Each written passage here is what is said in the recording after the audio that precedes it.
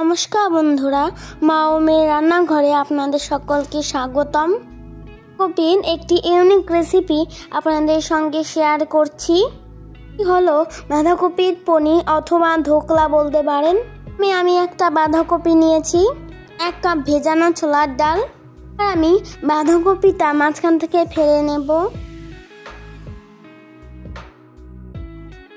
আমি বাঁধাকপিটা কুচি কুচি করে কেটে নেব। আমি অর্ধেকটা বাঁধাকপি ব্যবহার করেছি। সব বাঁধাকপিগুলো কুচি করে কাটা হয়ে গেছে। আমি ছোলার ডালটা মিক্সার গ্রাইন্ডারে পেস্ট করে নেব। পেস্ট করার সময় একদমই জল ব্যবহার করা যাবে না, তাই এইভাবে ঘনই করতে হবে। একই মিক্সার গ্রাইন্ডারে দিয়ে দেব কুচি করে কাটা বাঁধাকপিগুলো। আমি পেস্ট করে নেব। কপিটা পেস্ট করার সময়ও একটু জল ব্যবহার করা যাবে না। এবার আমি একটা বাটিতে বাঁধাকপির পেস্টটা ঢেলে নিয়েছি। একটা প্লেটে নিয়ে নিলাম বাঁধাকপির পেস্টটা, তারপরে দিয়ে দিলাম ছোলার ডালের পেস্টটা, দিয়ে দিলাম আদা রসুন বাটা, দিয়ে দেব কাঁচা লঙ্কা বাটা, আর নিয়ে নেব পরিমাণ মতো লবণ। এবার আমি ভালো করে মিশিয়ে নেব। পনিরে কিন্তু এই সমস্ত মশলা থাকে না। বাঁধাকপি এই পনিরের স্বাদ বাড়ানোর জন্য এই মশলাগুলো ব্যবহার করলাম। তাতে করে দিয়ে দেব সাদা তেল দিয়ে ভালোভাবে মিশিয়ে নেব। এখানে আমি একটা থালা নিয়ে নিয়েছি, দিয়ে দিলাম সর্ষের তেল।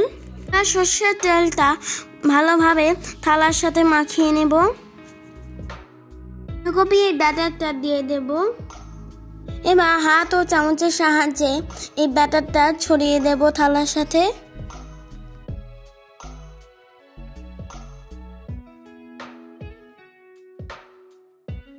এভাবে ট্যাপ করে নিলে ভিতরে আর ফাঁকা থাকবে না।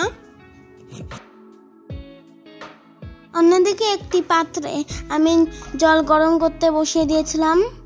জলটা ফুটে গেছে, উপর দিয়ে দেব ফুটো থালা। এবার এই ব্যাটার দেওয়া থালাটা বসিয়ে দেব। উপরে একটা ঢাকনা দিয়ে ঢেকে দেব। 20 মিনিটের জন্য ঢেকে দিলাম। অন্যদিকে এই রান্নাটির জন্য আমি একটি স্পেশাল মশলা তৈরি করে নেব। ফুটন্ত জলে দিয়ে দিয়েছি 2টো পেঁয়াজ, একটা টমেটো, আর কাঁচা লঙ্কা, 2টো শুকনো লঙ্কা। 5 মিনিটের জন্য বয়েল করে নেব। 5 মিনিট পরে সব তুলে নেব। এবার টমেটো খোসা ছাড়িয়ে আমি মিক্সার গ্রাইন্ডারে দিয়ে দেব। দিয়ে দিলাম পেঁয়াজ, এবার লঙ্কা দিয়ে ভালোভাবে পেস্ট করে নেব। 20 মিনিট পরে ঢাকনা তুলে নিলাম। আমার ভালোভাবে সিদ্ধ হয়ে গেছে, নামিয়ে নেব। বন্ধুরা, সাইড থেকে কত সুন্দর ছেড়ে গেছে। আর একটা ছুরির সাহায্যে আমি পনিরের মতো ছোট ছোট সাইজ করে নেব।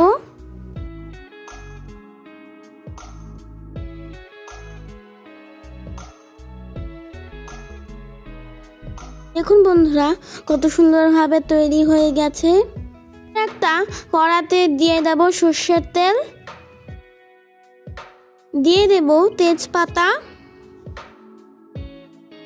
দেব শুকনো লঙ্কা, দিয়ে দিলাম লবঙ্গ, এলাচ ও দারচিনি, দিয়ে দেব গোটা জিরে। এবার আমি ভালোভাবে ভেজে নেব। পরে দিয়ে দেব আদা বাটা।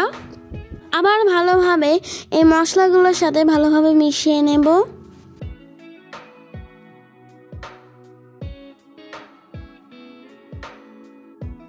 দেব তৈরি করা মশলাটা। তার মধ্যে ছিল টমেটো, পেঁয়াজ, কাঁচা লঙ্কা, শুকনো লঙ্কা। আর ভালোভাবে কষিয়ে নেব।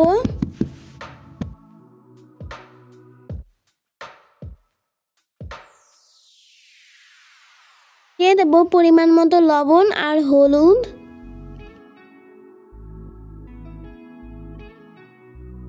একটু কষিয়ে নিয়ে দিয়ে দেব কাশ্মীরি রেড চিলি পাউডার।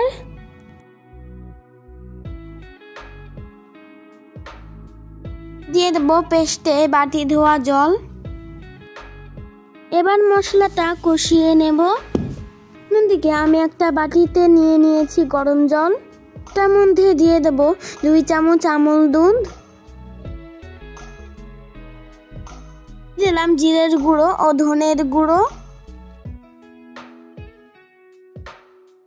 মশলাটা যাতে পুড়ে না যায় তার জন্য দিয়ে দেব গরম জল।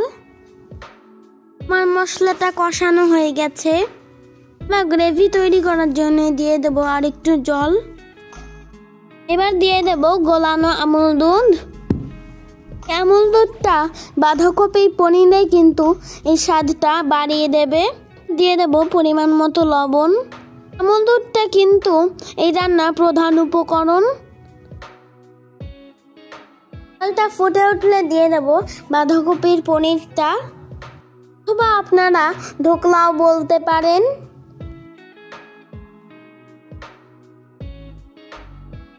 খুন্তি দিয়ে খুব সাবধানে নেড়ে দিতে হবে। বেশি জোরে নাড়াচাড়া করলে কিন্তু এই বাঁধাকপির পনিরটা ভেঙে যেতে পারে। এই রেসিপিটা কেমন লাগলো আপনারা প্লিজ একটা কমেন্ট করে জানাবেন। লাইক, শেয়ার ও সাবস্ক্রাইব করে আমাদের পাশে থাকবেন। যারা আমার নতুন বন্ধু তারা সাবস্ক্রাইব করে বেল আইকনটা প্রেস করতে ভুলবেন না। দিয়ে দেব গরম মশলা গুঁড়ো। আমার নতুন পুরনো বন্ধুদের সবাইকে জানাই হ্যাপি নিউ ইয়ার। হয়ে গেছে আমার বাঁধাকপির পনির রেসিপি।